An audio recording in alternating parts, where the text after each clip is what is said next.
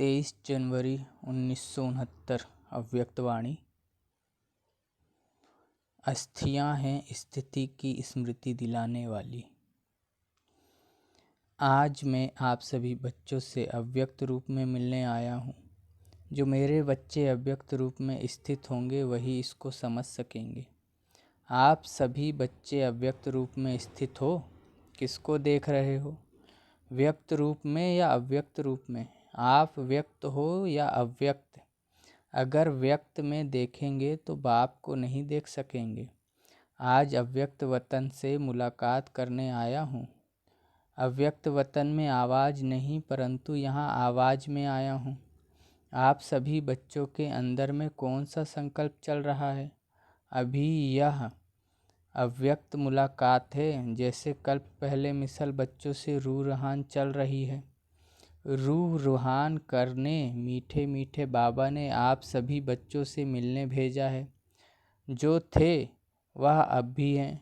2-3 दिन पहले मीठे मीठे बाबा से रूह रुहान चल रही थी। रूह रुहान क्या है मालूम है? बाबा ने बोला, वतन का अनुभव करने के लिए तैयार हो? क्या जवाब दिया होगा? यही कहा कि जो बाप की आज्ञा जैसे चलाएंगे, जहाँ बिठाएंगे, जिस रूप में बिठाएंगे। बच्चों के अंदर यही संकल्प होगा कि बाप दादा ने छुट्टी क्यों नहीं ली। बाबा को भी यह कहा। बाबा ने कहा अगर सभी बच्चों को बिठाकर छुट्टी दिलाऊं तो छुट्टी देंगे। आप भी बच्चों को देख, सर्विस को देख बच्चों के स्नेह में आ जाएंगे। इसलिए जो बाप ने कराया वही ड्रामा की भावी कहेंगे। अव्यक्त रूप में नहीं तो व्यक्त रूप में नहीं तो अव्यक्त रूप से मुलाकात कर ही रहे हैं। सर्विस की वृद्धि वैसे ही है, बच्चों की याद वैसे ही है, लेकिन अंतर यह है कि वह व्यक्त में अव्यक्त था और यह अव्यक्त ही है।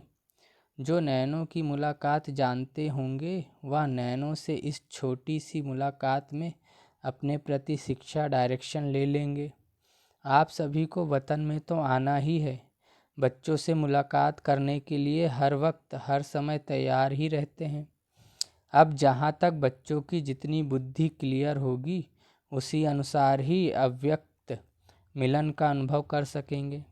शक्ति रूप में स्थित हैं दीदी से, जैसे साथ थे वैसे ही हैं, अलग नहीं। अभी शक्ति स्वरूप का पाठ प्रत्यक्ष में दिखाना है। जो बाप की शिक्षा मिली है वह प्रैक्टिकल में करके दिखाना है। शक्ति सेना बहुत है, अभी पूरा शक्ति स्वरूप बन जाना। अभी तक बच्चे और बाप के स्नेह में चलते रहे। अब फिर बाप से जो शक्ति मिली है उस शक्ति से औरों को ऐसा शक्तिवान बनाना है। वही बाप के स्नेही बाप के साथ अंत तक रहेंगे। अभी मीठे मीठे बाबा दृश्य दिखला रहे हैं आप सभी बच्चों का। आप अस्थियां उठा रहे थे। अस्थियों को नहीं देखना, स्थिति को देखना। यह अस्थियां स्थिति स्वरूप हैं। एक एक रग में स्थित थी तो बाहर से वह अस्थियों को रखा है, परंतु इसका अर्थ भक्ति मार्ग का नहीं उठाना। इन अस्थियों में जो स्थिति भरी हुई है हमेशा उसको देखना। साधारण मनुष्यों को यह बातें इतना समझ में नहीं आएंगी।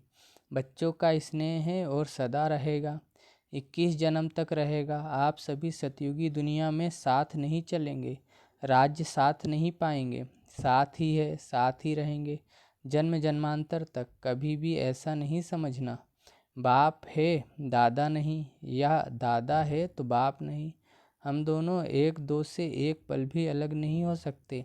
ऐसे ही आप अपने को त्रिमूर्ति ही समझो। इसलिए कहते हैं त्रिमूर्ति का बैच हमेशा साथ रखो। जब ब्रह्मा विष्णु और शंकर तीनों को देखते हो तो आपके भी त्रिमूर्ति की याद अर्थात अपना स्वरूप और बाप दादा की याद, त्रिमूर्ति की स्थिति मशहूर है।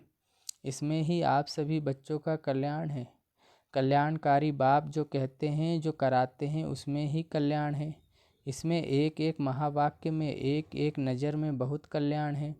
लेकिन स्थूल को परखने वाले कोई कोई अनन्य और महारथी बच्चे हैं। अब आप भी इतना ही शीघ्र कर्मती स्थिति में स्थित रहने का पुरुषार्थ करो। जैसे यहाँ हर समय बाप दादा के साथ व्यतीत करते थे, वैसे ही हर कर्म में हर समय अपने को साथ ही रखा करो। बच्चे, यही शिक्षा याद रखना, कभी नहीं भूलना। संबंध, स्नेह, स्मृति स्वरूप, साथ साथ सरलता स्वरूप समर्पण और एक दो के सहयोगी बन सफलता को पाते रहना। सफलता आप सभी बच्चों के मस्तक के बीच चमक रही है। अब बहुत समय हुआ है, और कुछ कहना है? सूक्ष्म तन में बैठे भी हर बच्चे की दिनचर्या, हर बच्चे का चार्ट सामने रहता है। व्यक्त रूप से अभी तो और ही स्पष्ट रूप से व्यक्त रूप की तुलना में देखते हैं, इसलिए सभी की रिजल्ट देखते रहते हैं। जितना अव्यक्त स्थिति में स्थित होंगे, उतना उस अव्यक्त स्थिति से कर्मेंद्रियों द्वारा कर्म ऐसा होगा जैसे श्रीमत राय दे रही है। यह अनुभव बच्चे पाएंगे। अब अपनी अव्यक्त स्थिति के आधार से ऐसा काम करना जैसे श्रीमत के आधार से हर काम होता रहा है। जिस चीज़ के साथ बाप का स्नेह है, उससे उतना स्नेह रखना ही अपने को सौभाग्यशाली बनाना है। रग रग में किसके साथ स्नेह था? 5 तत्वों से नहीं, स्नेह गुणों से ही होता है। स्नेह था, नहीं है और रहेगा। जब तक भविष्य नई दुनिया ना बनी है, तब तक यह अटूट स्नेह रहेगा। स्नेह आत्मा के साथ और कर्तव्य के साथ ही है, तो फिर शरीर क्या अंत तक साथी रहेंगे? जिसका बाप के साथ स्नेह है, वही अंत तक स्थापना के कार्य में मददगार रहेंगे।